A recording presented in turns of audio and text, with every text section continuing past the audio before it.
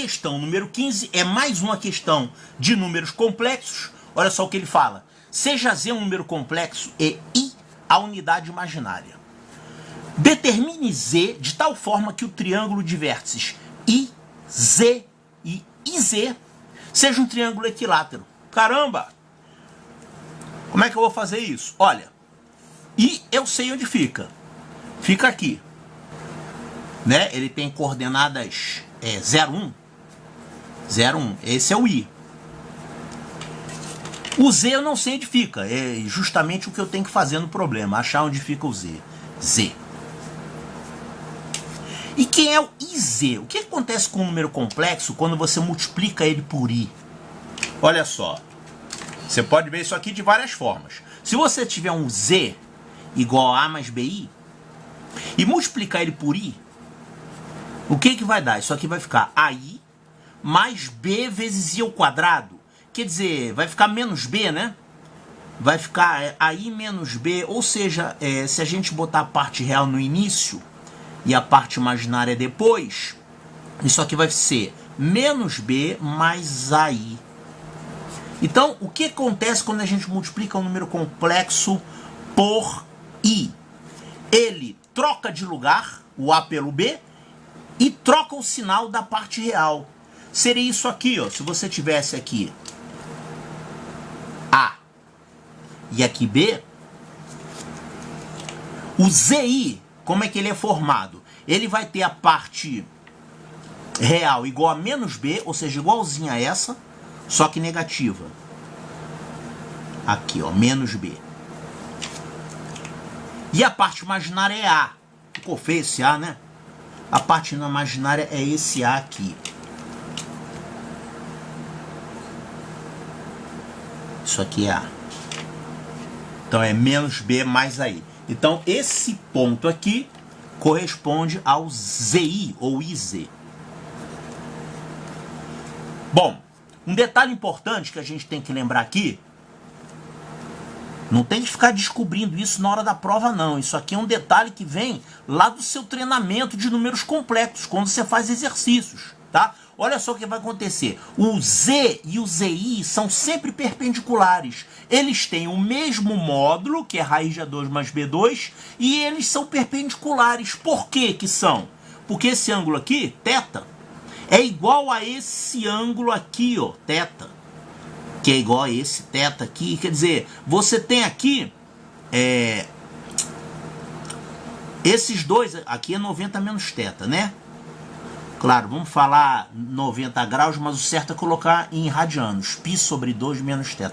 90 menos θ. Então, olha só, esses dois aqui são perpendiculares, que é θ e 90 menos θ. Esses aqui também são perpendiculares, θ e 90 menos θ, tá?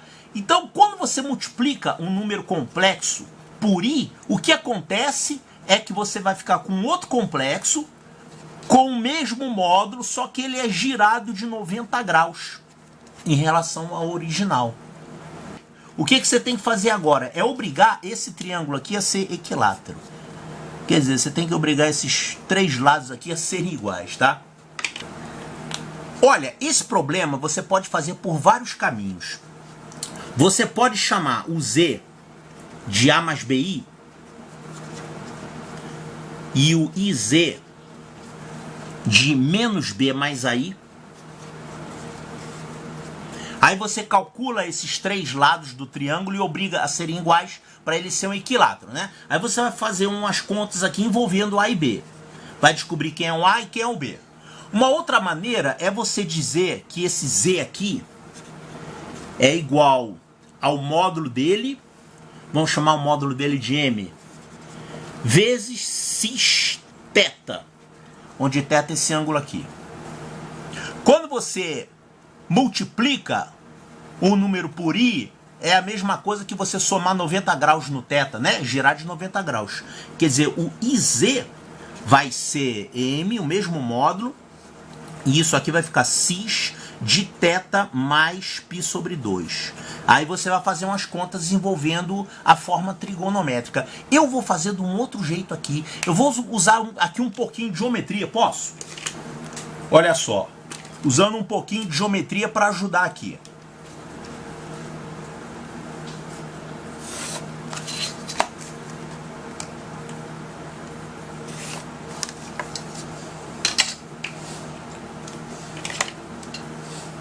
O Z está aqui num lugar que eu não sei onde é.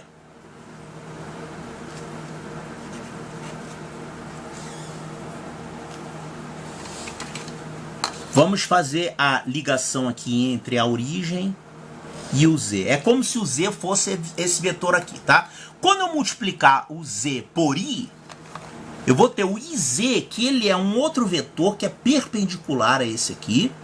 Perpendicular. E com o mesmo módulo. Porque a gente viu que isso aqui é a mesma coisa que girar de 90 graus, né? Então, isso aqui é o IZ. Isso aqui vale M. Vamos chamar de M esse módulo aqui de Z. Se eu descobrir quanto é esse ângulo, tá resolvido o problema, né? Porque o módulo... Eu tenho que descobrir quem é o módulo também. Sem o módulo não adianta nada. Então tem que descobrir quem é o M e quem é esse ângulo θ aqui. Vamos deixar o θ ali quietinho. Olha só, esses dois são perpendiculares e tem o mesmo módulo M, tá? Então, se você ligar isso aqui, você vai formar um triângulo retângulo isósceles. Porque a gente já viu que isso aqui é 90 graus. E esses módulos aqui são iguais. Então isso aqui é M, aqui também é M. E aqui é quanto? M raiz de 2. M raiz de 2. Agora, esse ponto I, onde é que poderá estar o ponto I, hein? Não sei. Bom, o I, na verdade, é 0,1, tá? Mas e se não fosse? Se fosse um terceiro vértice qualquer desconhecido, que eu não falei quem é. Vou chamar de I maiúsculo. I maiúsculo. Para esse triângulo aqui ser equilátero, o que tem que acontecer? Os três lados tem que ser iguais. Então aqui é M raiz de 2. Aqui também vai ser M raiz de 2. E aqui M raiz de 2. Ah, mas o desenho tá errado. É, mas eu peguei um vértice qualquer de um triângulo equilátero. Depois eu vou obrigar esse vértice a ser o ponto I. A ser a unidade imaginária. Então olha só, M raiz de 2 e M raiz de 2. Então a pergunta é a seguinte: onde tem que estar o ponto I, ou seja, qual é a posição do Z, de tal forma que esse I cai exatamente aqui em cima da unidade imaginária? Quer dizer, esse ponto na verdade tem que estar aqui, ó, no I. Ah, então o que acontece é que isso aqui tem que estar mais alinhado assim, né? Ele tem que estar simétrico. Quer dizer, isso aqui tudo, esse segmento tem que estar em cima do eixo imaginário.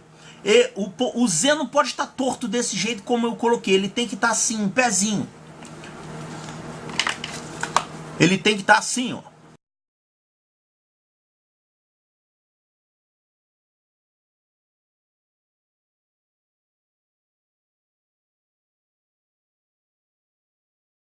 Ok? Então, partindo do ponto Z, a gente tem esse M, a gente formou esse triângulo retângulo isósceles, depois formamos esse triângulo equilátero, esse aqui é o vértice lá em cima, esse vértice tem que estar aqui em cima do I.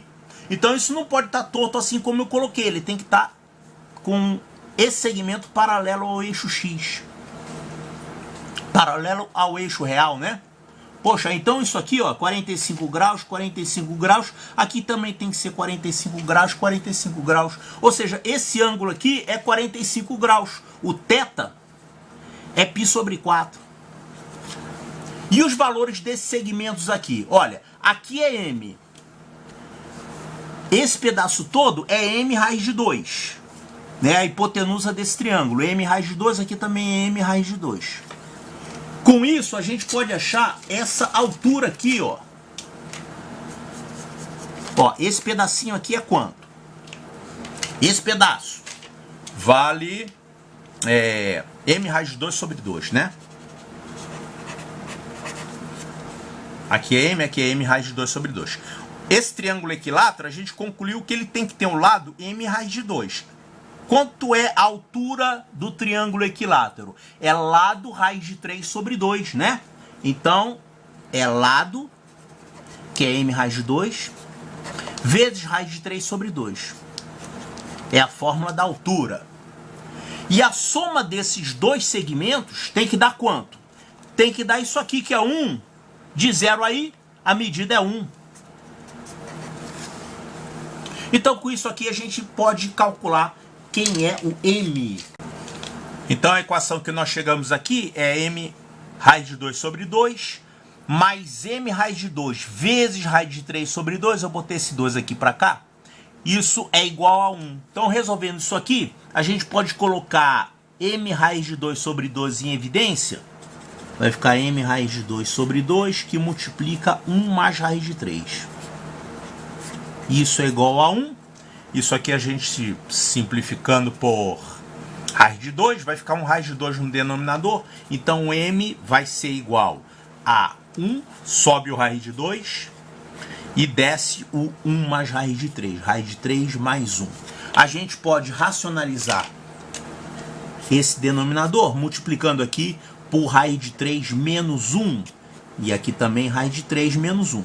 Então isso aqui vai ficar o quê? Raiz de 6 menos raiz de 2 sobre